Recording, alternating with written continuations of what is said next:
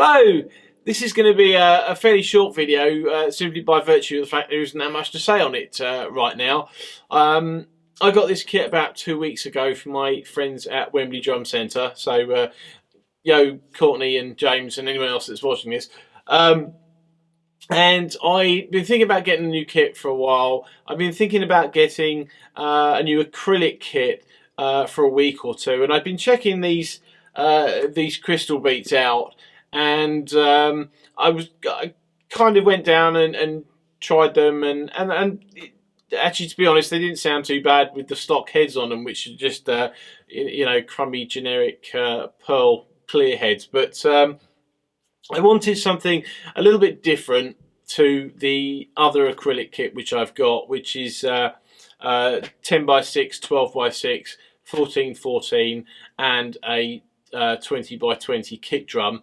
These are some slightly more sort of traditional sizes, 12x8, 14x13 floor, and a 16x15 floor. This is the rock configuration. And that's a 20x16 bass drum. So the plan, this 12x8 actually came with the pearl tom mount on it as well. I forget what they call them these days. I took that off because my plan was always to put the drum in the snare basket anyway, so it seemed a little redundant having it on there because I was never going to use it.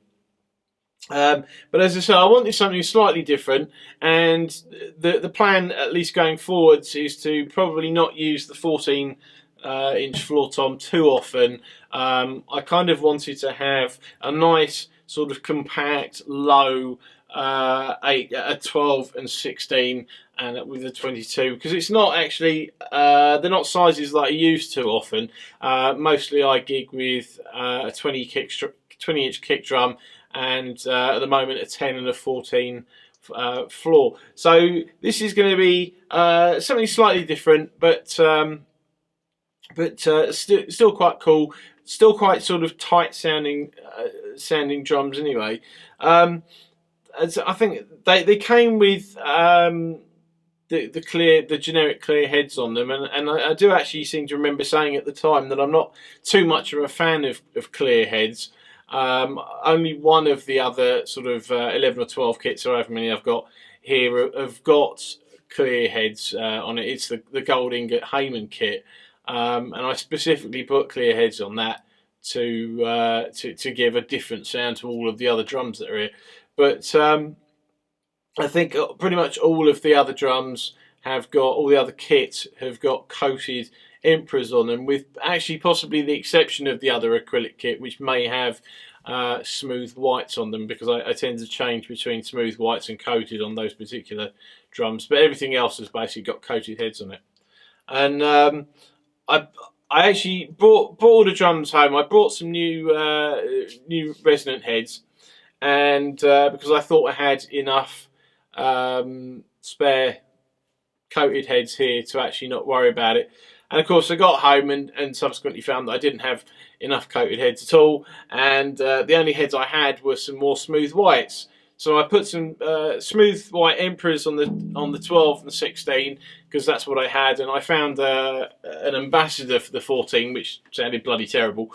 And the 12 and the 16 didn't sound too bad, but with the smooth white, I find it gives a sort of a thicker, maybe creamier sound, certainly on the 16-inch floor tom, and it possibly would have sounded good under a microphone, but it didn't. It just was a little too thick for my ear. So I did actually get some. I got these clears on here, but I actually did get some coated as well, which I haven't tried, but I may well try anyway at some point in the near future. But these have all got basically clear ambassadors on the bottom and clear emperors on the top, and the kick drum has got a coated Power Stroke 3 on the batter side, and that's a smooth white PS3 on the front, which I just did a wonderfully bad job of cutting a small hole in. So I won't be doing any close-ups of that because it looks bloody awful, but there you go. Overall, yeah, I'm so far I'm quite impressed with these. The shells are slightly different because they're seamless, and I kind of like that about them because there's no chance of them no chance of any glue coming apart in years to come. And in fact, the RCIs, which are just up there at the moment, are also seamless. But you got acrylic hoops on these as well, which I kind of thought certainly looks cool. But I don't know whether it makes any difference to the acoustics of the drum. I'm sure someone will say that it does. I don't know that it does. I haven't noticed it. My ear's not good enough to notice.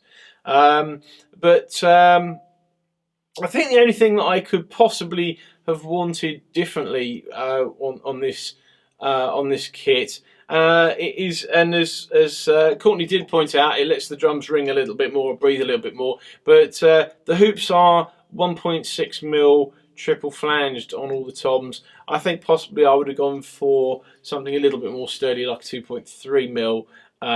But again, you know, for the price point of these things, I'm not going to complain about it. So the snare drum, these drums come without a snare drum, so and obviously I'm short of snare drums.